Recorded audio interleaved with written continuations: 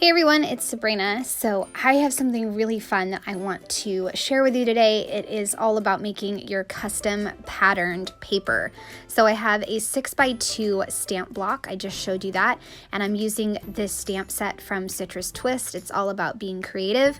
If they still have it, I'm going to go ahead and link it. I just can't think of the name of it off the top of my head. So I took one of my pieces of paper that I love to stamp on and I stamped the block that I have. Grabbed a scrap piece of paper so that way I could attempt to clean off the stamp because pink is really hard to get off of the stamp. It did not work. I could not use sky blue because I've mentioned this before. If you do not clean off your ink very, very well, sky blue is not going to stamp. So I got out archival ink and that one worked much better. And what I did is I used the block stamp to space it out so that way I could do blue all in one section or all at one time and then the pink, and that'll work out better.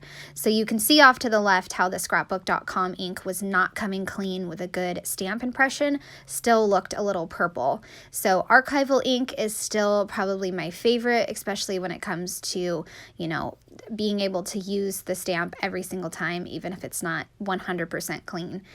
And now I am moving on to stamping the pink, and you can see I am staggering it as well and just making sure it looks like a pattern and it's not all in one direction. So the yes is where it begins, and then I just scoot that over a little bit. So finishing up this, and then I can start to build my page.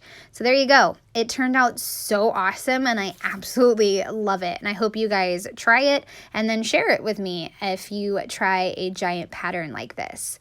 So the whole reason that this page started is because I rearranged my scrapbook room and I absolutely loved it. And I had these photos of the before and after, and I also had some new ScrappinHappyStudio Flairs that were larger that I wanted to use. So that's what started the page, and so I made this pattern paper. I adhered it down, and now I'm going to add in a few more pieces to it.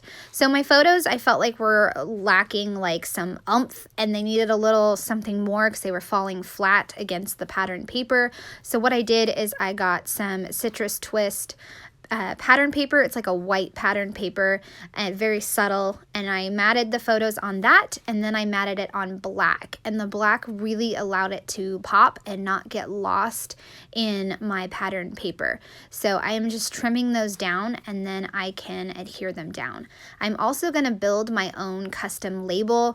I did try to find some Citrus Twist labels that would work, but I could not find any that would fit my colors or fit creative change.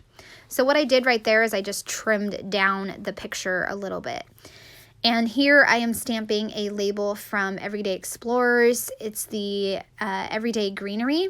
And what I'm going to do is I'm going to cut out one of the labels and then half of another label, and that'll help me to extend the label so it's a little bit longer. It gives the illusion that it's longer. So right there, I put it on there, and now you can't even tell that it was once a little smaller.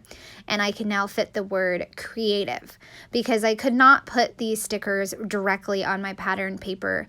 They would have been lost and they would not have been seen. So a label was the perfect solution. And then above that, I have the flare, but I'm going to switch those in a little bit. So now I'm going to make another longer label for change because I wanted to spell out change, but the title is creative change. And I'm going to go ahead and start adhering things down. The after is on top and the before is on the bottom. And then I'll have the creative change in the left corner towards the center, and then the other part of the title on the bottom right. And I have put together two labels so that way, like I said, it makes it longer and it can say change. And then I'm switching the flares, so make pretty things is at the bottom and create is up at the top. And then I will finish out this spread with some Nuvo drops, and that's it. I have black and blue and pink, and then that will finish up this spread. And you guys, that's it. I just used stamps, a few Nuvo drops, and a few alpha stickers and Flairs, and I'm done. And it made the page come together so quick, and it was so fun. It felt like a real invitation to kind of just play with my stamps and figure out a way to make it custom and my own. I hope this inspires you guys to try your own pattern paper making. I would love a thumbs up or a subscribe if you are new to my channel. Thanks so much for watching. Have a great day. Bye.